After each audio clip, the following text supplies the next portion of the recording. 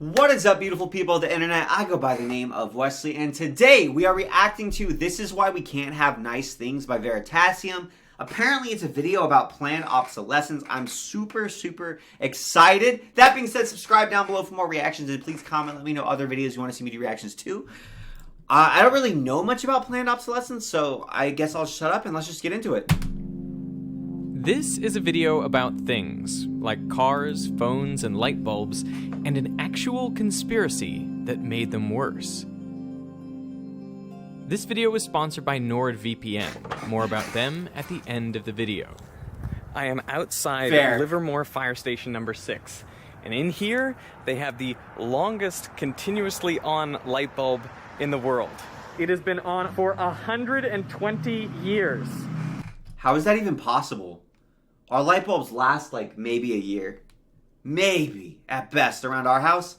How did it... I thought it was impossible for light bulbs to last more than like a few years. Since 1901. There it is, huh? It's not even connected to a light switch, but it does have a backup battery and generator. So the big question is, how has this light bulb lasted so long? How hasn't it burned out? It was manufactured by hand not long after commercial light bulbs were first invented. And yet, it has been running for over 1 million hours, way longer than any light bulb today is meant to last. A while back, a friend of mine told me this story, that someone had invented a light bulb that would last forever, years ago. But they never sold it because an everlasting light bulb makes for a terrible business model. I mean, you would never have any repeat customers, and eventually you would run out of people to sell light bulbs to. That's really interesting and really depressing, isn't it? At the same time, I'm still like, who cares? Make the bag. Sell everybody on Earth like 5 of these go-outable forever light bulbs. Make the bag and then retire to like Cabo. Screw it. Screw it. You'll make enough money that it doesn't matter. Is that really the only reason? That it's like you can't have an infinite money supply? Who cares? It's like 300 million. It's like $1 billion. Who cares? I thought this story sounded ridiculous. If you could make an everlasting light bulb, then everyone would buy your light bulb over the competitors. And so you could charge really high prices, make a lot of money, even if demand would eventually dry up. I just couldn't imagine that we had better light bulbs in the past and then intentionally made them worse. But it turns out I was wrong. At least, sort of. Inventing a viable electric light was hard. I mean, this is the typical incandescent design, which just involves passing electric current through a material, making it so hot that it glows. You know, less than 5% of the electrical energy comes out as light. The other 95% is released as heat. So these are really heat bulbs, which give off a little bit of light as a byproduct. You know, the temperature of the filament can get up to 2800 Kelvin. That is half as hot as the surface of the sun. At temperatures like those, most materials melt, and if they don't melt, they burn. Which is why in the 1840s, Warren de la Rue came up with the idea of putting the filament in a vacuum bulb, so there's no oxygen to react with. By 1879, Thomas Edison had made a bulb with a cotton thread filament that lasted 14 hours. Other inventors created bulbs with platinum filaments or other carbonized materials, and gradually the lifespan of bulbs increased. The filaments changed from carbon to tungsten, which has a very high melting point, and by the early 1920s, average bulb lifetimes were approaching 2,000 hours, with some lasting 2,500 hours. But this is when lifetimes stopped getting longer and started getting shorter. In Geneva, Switzerland, just before Christmas 1924, there was a secret meeting of top executives from the world's leading light bulb companies. Philips, International General Electric, Tokyo Electric, Osram from Germany, and the UK's Associated Electric, among others.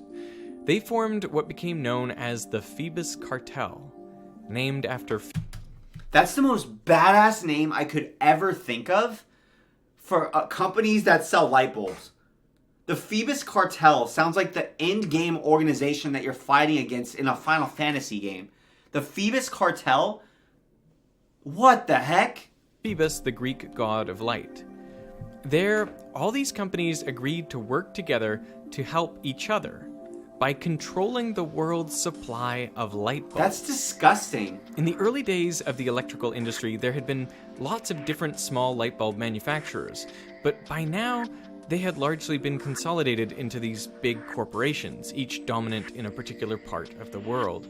The biggest threat they all faced was from longer-lasting light bulbs. For example, in 1923, Osram sold 63 million light bulbs, but the following year, they sold only 28 million. Oh, wow. Light bulbs were lasting too long, eating into sales. So all the companies in the cartel agreed to reduce the lifespan of their bulbs to 1,000 hours, cutting the existing average almost in half. But how could... That's so gross. That's so disgusting. That's so off. That was 100 years ago. I want to know as well, have they continued to research to push the lighting technology and they just haven't released it because they're like, oh, we can't make money on it, but are they still researching it? Like, has light bulb technology advanced 100 years and it just hasn't been brought to market because it's not deemed profitable? Each company ensured that the other companies would actually follow the rules and make shorter lasting light bulbs. After all, it would be in each of their individual interests to make a better product to outsell the others. Well, to enforce the 1,000-hour limit, each of the manufacturers had to send in sample bulbs from their factories, and they were tested on big test stands like this one. If a bulb lasted significantly longer than 1,000 hours, well, then the company was fined.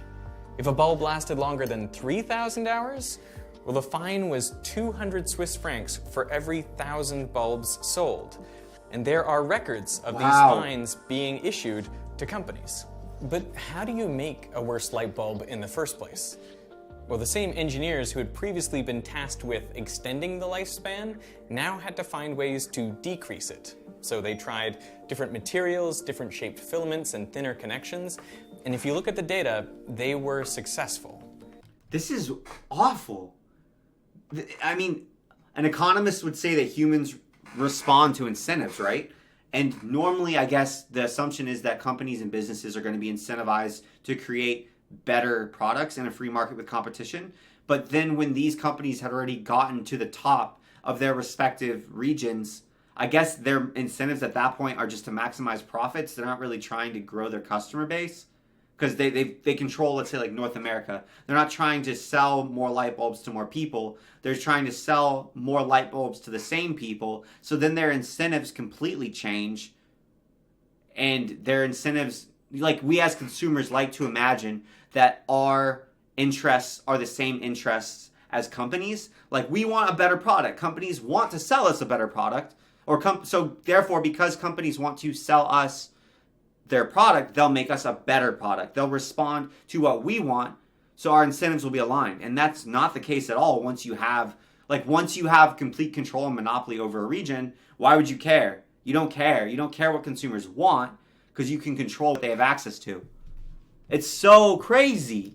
Ever since the formation of the cartel, the lifespan of light bulbs steadily decreased, so that by 1934, the average lifespan was just 1,205 That's in 9 years. And just as they had planned, sales increased for cartel members by 25% in the 4 years after 1926. And even though the cost of components came down, the cartel kept prices virtually unchanged, so they increased their profit. It's great business for them. So did people know that the light bulb companies were conspiring together to make their products worse? No. The Phoebus cartel claimed that its purpose was to increase standardization and efficiency of light bulbs. I mean, they did establish this screw thread as standard. You can find it on virtually all light bulbs around the world now. But all evidence points to the cartels being motivated by profits and increased sales, not by what was best for consumers. Why would they care? So, one of the reasons... why would they care, right? Whenever you're operating a huge organization at that scale, like maybe a person would care about what's best for the consumer, but people as a group are only going to care about what's in the best interest of the organization that they work for. It's weird. Like, the more people you have that are operating in a company like that, the less it's ever going to be. It's going to be this weird groupthink that's all about just the company and what's best for the company. And it doesn't matter. Like, companies don't operate to be nice. They operate to make money. A person might operate to be nice, but all of that humanity and compassion somehow gets filtered out the more people you have running an organization. It's so strange. Since this light bulb has lasted so long is because it was made before the cartel era. Another reason is because the filament has always been run at low power, just 4 or 5 watts. It was meant to be a night light for the fire station, to provide just enough light so that firemen wouldn't run into things at night. That's so cool. And the fact that it was always on reduced the thermal cycling of the filament and components, limiting the stress caused by thermal expansion and contraction. The Phoebus cartel was initially planned to last at least until 1955, but it fell apart in the 1930s. It was already struggling due to outside competition and non-compliance amongst some of its members, but the outbreak of World War II is really what finished it off. Yeah, I bet. So this cartel was dead, but it's... Especially considering some members were American, European, and Japanese. They'd be completely antagonistic at that point, right? Methods survive to this day. There are lots of companies out there that intentionally shorten the lifespan of their products. It's a tactic known now as planned obsolescence. This was actually the subject of Casey Neistat's first viral video, all the way back in 2003. Thank you for calling Apple. My name's Ryan. May I have your Casey's been in this game since 2003? What a damn legend. first name, please? Casey? All right. What seems to be the issue today? I have an iPod that I bought about 18 months ago, and the battery is dead on Young it. Casey, hey. 18 months. Okay, it's past its year, which basically means for there'll be a charge of $255 plus a mailing fee to send it to us to refurb it, to correct it. But at that price, you might as well go get a new one. This video got millions of views in a time before YouTube or social media, and it spawned a class action lawsuit, which Apple settled out of court. But it didn't stop the company from practicing planned obsolescence. After an iOS update in 2017, users of older iPhones found apps loading significantly slower or the device shutting down altogether. Apple said they throttled performance to protect the battery of older devices and increase their longevity. Of course, that wouldn't be an issue if the battery were replaceable. In a series of lawsuits that concluded in 2020, Apple was fined or reached settlements to pay hundreds of millions of dollars. Undoubtedly, this amount pales in comparison to the extra revenue they generate by limiting the lifespan of their products. I mean, it's the same thing. I mean, whenever fines are going to be lower than the actual benefit you get from breaking the fine, you're not going to care. It happens in business. If you want to see really easy examples, it happens in sports. In MMA, right? I'm like, yeah, MMA. You guys all watch MMA. But in mixed martial arts, there's rules that you cannot eye poke your opponent or kick them in the balls. But statistically speaking, the penalties for kicking your opponent in the balls or poking their eyes, you don't really get any punishment 95% of the time. And statistically speaking, the fighter who gets kicked in the balls or poked in the eyes loses so often. So you set up this weird incentive system, and fighters don't really try that hard not to kick each other in the balls or poke each other in the eyes because there's no downside and it's only upside. So why would I care? It's the same thing with companies. Why should they care? If they can make $1 million breaking a rule that only costs them $500,000 if they're even fined, well, number one, they might not even be fined. Maybe they won't get caught. Number two, even if they are, they made $500 million or $500,000 profit. Why wouldn't you do that? You'd be stupid not to do that. You'd be stupid. But some would argue that planned obsolescence isn't just about greed, but that it's also good for everyone. Really? During the Great Depression in the 1930s, when as much as a quarter of Americans were out of work, an American real estate broker, Bernard London, proposed mandatory planned obsolescence as a way to get people back to work and stimulate lift the America economy out of the Depression. He wrote, "I would have the government assign a lease of life to shoes and homes and machines when they are first created, and they would be sold and used within the term of their existence definitely known by the consumer. After the allotted time had expired, these things would be legally dead and would be controlled by the duly appointed governmental agency and destroyed if there is widespread unemployment." That sounds like hell. So you're saying I can't buy... I get this guy's trying to be nice, right? Like, he's trying to be a good guy. I'm trying to help him. No, what if I buy these baby shoes for my baby, and they're sentimental to me, so I want to keep them, and then legally you're going to come into my home and steal my child's baby shoes that I wanted to keep because the economy's down and they've overlived their 4-year term that any shoe's supposed to have? Get out of here. That's ridiculous. That's so ludicrous. No. You're trying to give people the right to essentially repossess your property? Unless, that sucks. You as the consumer, you're getting screwed. Especially if you try to use your money intelligently to buy things that'll last. You'd be so dumb. That would be so terrible. And that would make the cost of goods. How would that even impact it? I'd buy nothing.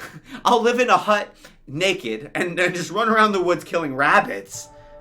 Now, this might sound like a wild, fringe idea, but people terrible. Are clearly afraid of being put out of work by technological progress and products that were too good. There was even a popular Oscar-nominated film about it. This is The Man in the White Suit from 1951. It's about a scientist who invents the perfect fiber. It won't stain or break or fray. I think I've succeeded in the copolymerization of amino acid residues and carbohydrate molecules, both containing ionic groups. It's really perfectly simple. The Academy Award nomination was for Best Screenplay. I kid you not.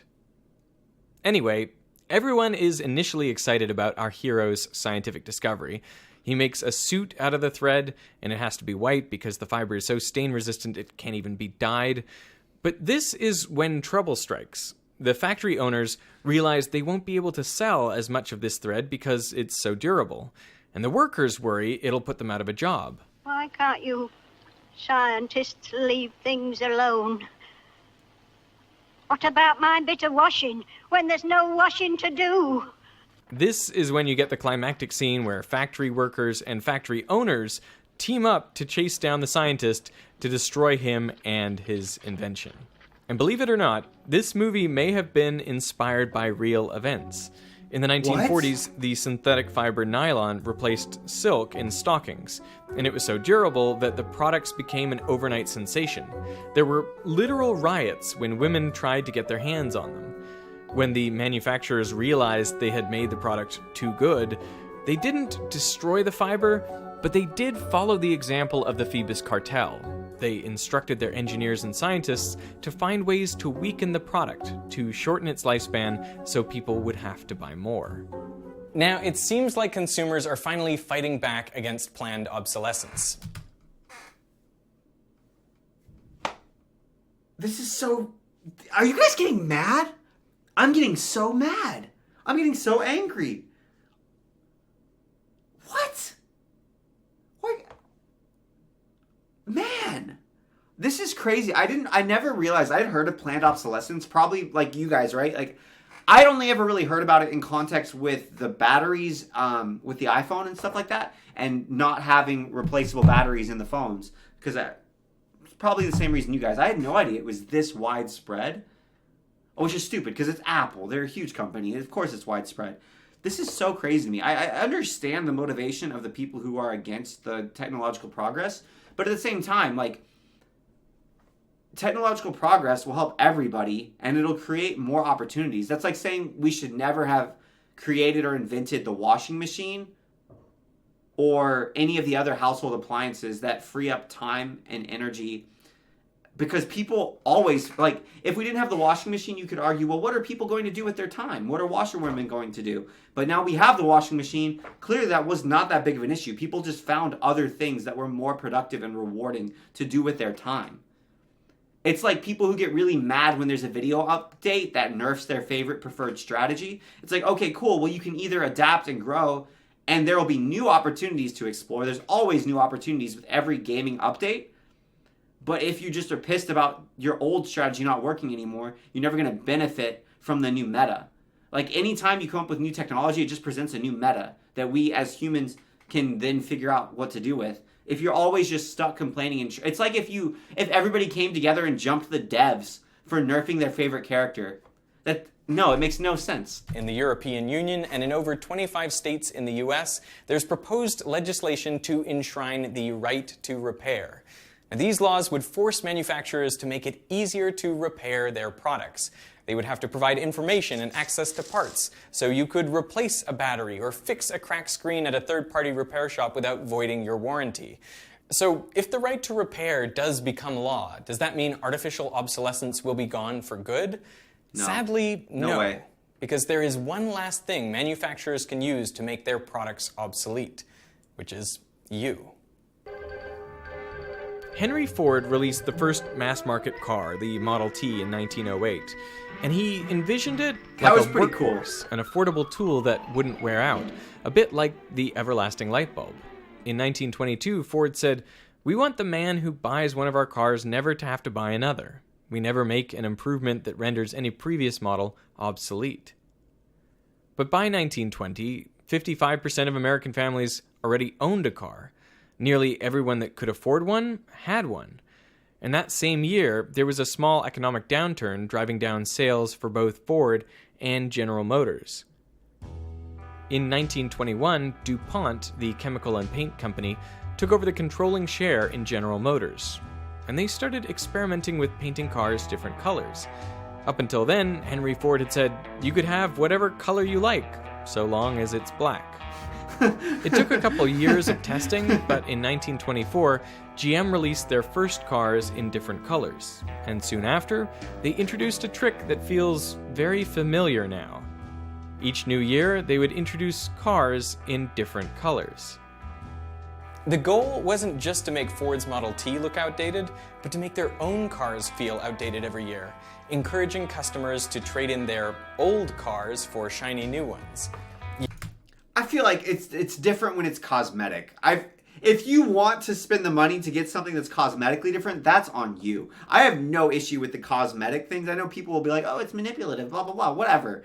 Whatever. If it's cosmetic and you want that shiny blue new car and you're willing to pay for it, that's on you. I think that's so different than intentionally sabotaging how well a product works and not informing your consumer. So you're essentially being deceptive and lying to them, especially the consumer who was buying the nylons or buying the light bulb based on their prior performance and then intentionally sabotaging their performance and not informing the consumer of such and continuing to sell them deficient products. That's so different than just making a shiny new toy and being like, you want the shiny new toy, kid? And the kid's like, yes, and they pay for it. And then you're like, I got a new shiny new toy. You want the new shiny new toy? Yes. That's different. See, that, I don't even think that's bad. It's like, okay, cool. Let's make new stuff that looks cool. Fine. If you want it, pay for it. If you don't, don't. Who cares? Years later, GM's head of design, Harley Earl, candidly discussed his role in creating what he called dynamic obsolescence. Our big job is to hasten obsolescence. In 1934, the average car ownership span was 5 years. Now, which was 1955, it is 2 years. When it is 1 year, we will have a perfect score. By the time he said this, General Motors was the most valuable company in the world, and it sold half of all vehicles purchased in the US every year.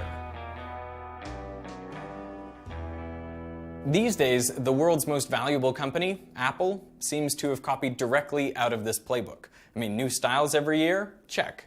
New special colors every year? Check. Marginal technological improvement? Check. I mean, is this useful innovation or just a gimmick? The inspiration for General Motors, and hence for Apple, comes from fashion, where real innovation is all but impossible. So the only way to make people feel the urgency to get out there and buy is to create styles that last but one season. The trouble then is you run through these styles too quickly, and then what are you supposed to do? Cycle. Well, just recycle the styles from a few decades ago. The iPhone also shows this recycling trend. I mean, just look at the way the edges were initially rounded, and then they were squared off. And then they were rounded again, and now they're squared off. And see, I don't have a problem with this stuff. Like, the fashion, I do have a problem with Apple not making a modular battery. I get that's manipulative. But with the actual styles of the phones, or the functionality, and harming the functionality of the phone, that's an issue. But if it's just the style of the phone, and you're willing to pay a premium in order to have a consumer product that is a social symbol because you like what it says about you, whether that's a car, whether that's new fashion or whatnot, that's your choice. You can choose not to do those things. You can choose to wear clothes from the 80s exclusively, and you'll kind of look like a dork until 80s fashion rolls back around, and then you're really cool. But that's on you. That's a choice you're making. You don't need that, and it's not a deceptive practice. So when people have the option to opt out and it's not hurting the actual functionality, I don't think that that's inherently wrong. I just think it's the consumer. If you're willing to pay for it, great. If you like the social cues it gives when you have the newest BMW, great. If you don't want to buy it, fine. If you're willing to take that social hit, fine. But I don't think that's the company's fault, and I actually feel like this is the type of marketing that it's... I don't know. I don't think this is even the same category as planned obsolescence. It's like we're trying to shift the culture to think it's cool to get the new product, which is manipulative, sure, but I don't think it's nearly in the same level of deceptive. How much do you want to bet that the iPhone 14 has rounded edges? I think the point is that with design and styling, there is no best. There's only different, which is apparently enough to remind us that we don't have the latest and greatest, and so we have to rush out and keep buying. But you don't have to, because it's not the only that's type your choice, of in my obsolescence opinion. we should support is technological, which brings us back to the light bulb. You know, in the last 20 years, light bulbs have gone from incandescent, which was basically unchanged for 100 years, to compact fluorescent, and now to LED. These use just 1/10 the energy and can last anywhere from 10 to 50 times longer. Yeah, that's pretty bright. So you're more likely to sell your house than to have to replace an LED bulb that you've installed inside it. So we've finally reached the point of what is essentially an everlasting light bulb. Well, that's cool. But how'd that happen? You just told me why it wouldn't happen, but now it's happened. I want to know why. That was really cool. That was really cool. Hey, this video was sponsored. Shout out to Veritasium. That was an incredibly interesting video. I'm really curious to hear what you guys think as well. Yeah, that was fascinating. It's interesting when companies band together effectively to eliminate competition, isn't it? Like the Phoebus cartel. It really just kind of destroys everything. The whole concept, like, oh, well, we want to outcompete our competitors. When we're like, hey, man, nah. We're the best. Let's all be the best together and just never let anybody else get in our turf, and we'll make our products suck so we can make more money. Like, dang. That's not a free market, but it is, kind of. But you made it not free, even though you're not the government. But you're still exerting authority and power over the industry to make it unfair for the consumer. So what the hell do we do from here? Thankfully, as just a humble reaction channel, that is above my pay grade, but maybe you guys can solve it in the comments down below. That being said, what a fascinating video. Hope you guys have a beautiful day. Please comment down below other videos you'd love to see me react to or other creators. Yeah, subscribe for more reactions. I'm Wesley, and I'm